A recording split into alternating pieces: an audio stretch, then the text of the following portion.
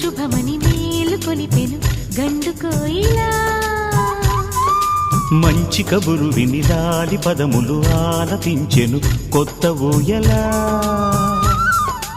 ఇంతలో కల పండగ ఇంటిలో తొలి పండుగ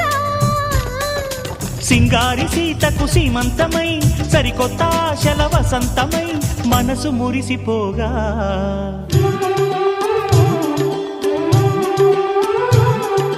మావి చిగురు తిని నీకు శుభమని మేలు కొలిపెను గండు కోయిలా